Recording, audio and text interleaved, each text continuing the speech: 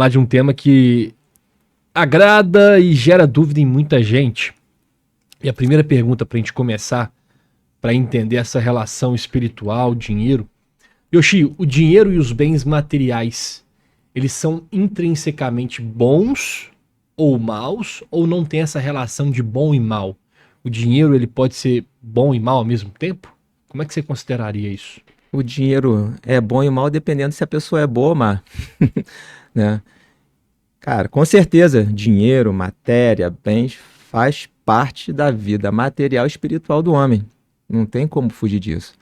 Somos espíritos aqui vivendo uma experiência terrena. Nós somos matéria, precisamos de matéria, nos alimentamos de matéria. E eu não conheço outra forma de alimentar uma família sem ser trabalhando e gerando riqueza. Mas a pessoa rica, ela naturalmente ela passa por menos desafios espirituais? Ou não tem nada a ver uma coisa com a outra? Não, tem. Porque eu vou te falar que na Bíblia tem essa passagem, né? Dizem que na Bíblia tem uma passagem que fala assim: é mais fácil um camelo passar pelo buraco de uma agulha do que um rico entrar no reino dos céus. E aí, fazendo um adendo nesse buraco da agulha, acho que no hebraico tinham várias interpretações, mas esse buraco não é da agulha que a gente passa a linha, não. É da entrada que entrava nas fortificações, era uma passagem, né? Então, o camelo não passava por ali. E aí, por uma tradução errônea do hebraico, se fala em agulha. Não sei se naquela época aquele buraco se chamava agulha, tá? Mas é mais difícil. É mais fácil uma pessoa pobre ter uma conexão espiritual. Acho que a gente já fez um corte sobre isso, falando sobre... Cara, quando a pessoa é mais desprovida de bens materiais, cara, você se conecta com Deus pedindo ajuda. Você está sempre ali, pô, olha, por favor, Deus, me ajuda a sair dessa vida, me ajuda a melhorar de vida, pô, ajuda meu filho, a minha família, né? Existe muito disso.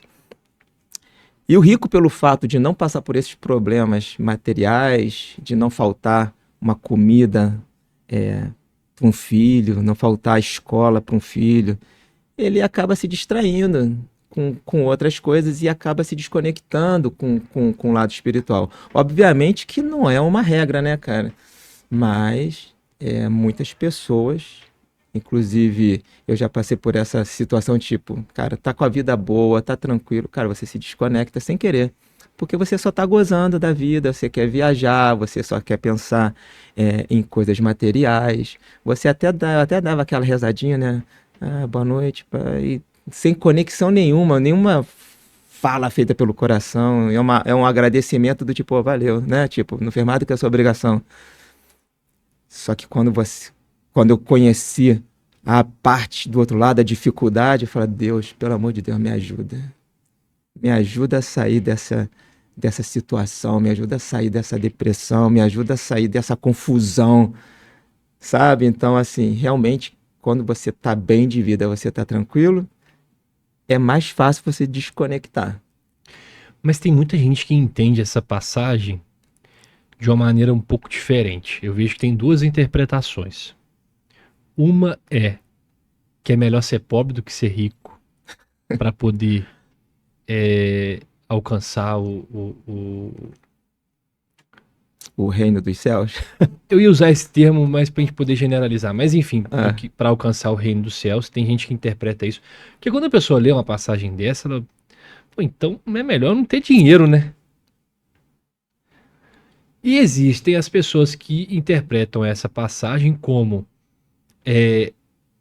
é mais evoluído espiritualmente aquele que consegue ter o dinheiro sem se perder.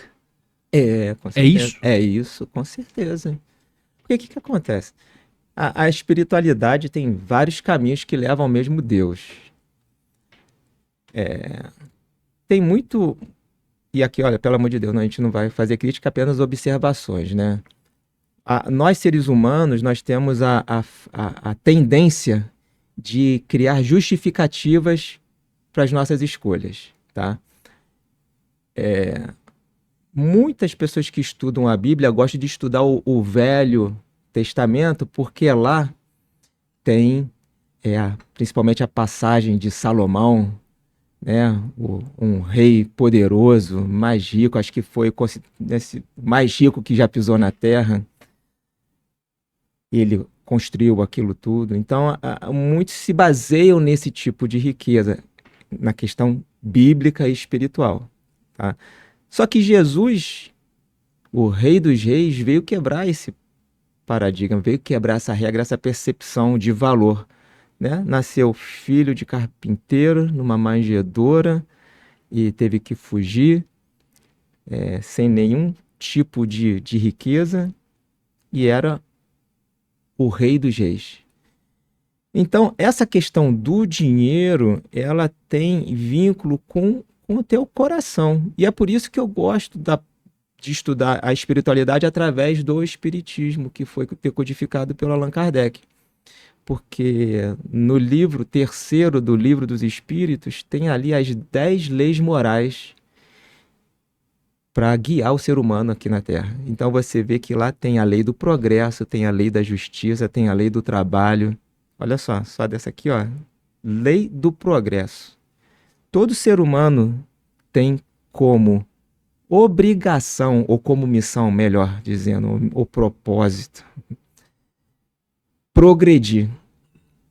Como é que se progride, ô Diogo?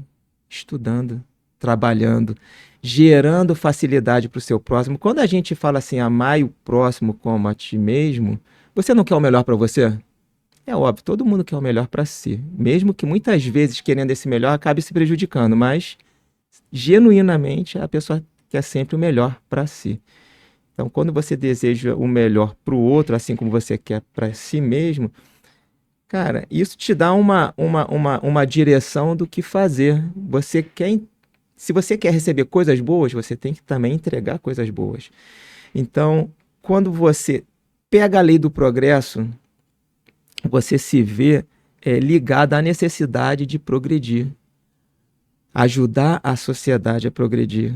Como é que faz isso? Eu não vejo outra forma de progresso a não ser estudando, trabalhando e gerando soluções para os problemas que vão acontecendo, gerando naturalmente, desde que o homem é homem, desde que o homem começou a andar pela face da terra, ele tem progredido. E nesses milhares de anos, sempre teve alguns que tomaram para si a missão de gerar esse progresso. Então, o dinheiro ele tem a ver com a espiritualidade. Você tem que trabalhar para progredir, você tem que se tornar uma pessoa rica de valores morais. O dinheiro é uma consequência disso. O dinheiro ele vem naturalmente quando você obedece à lei do progresso, à lei do trabalho. Agora, aquela pessoa que acha que, se é difícil um rico entrar no reino dos céus e eu prefiro ser pobre, ela não está interpretando a Bíblia, os ensinamentos religiosos da forma correta. Porque para ela ser pobre, e normalmente o pobre precisa de ajuda, alguém tem que ter decidido trabalhar, correto? Alguém tem que decidir fazer com que chegue recursos para aquelas pessoas que não tiveram a possibilidade de gerar os seus próprios recursos. Então aquele rico, ele não vai entrar no reino dos céus? Não vai entrar no reino de Deus? Então, o dinheiro é uma folha de papel. Ele só potencializa aquilo que o ser humano já é. Se ele é mau, muito dinheiro, se chegar muito dinheiro para uma pessoa que é má, ele vai fazer maldade com esse dinheiro. Se entra dinheiro para uma pessoa que é genuinamente boa, ele só vai fazer bondade com esse dinheiro.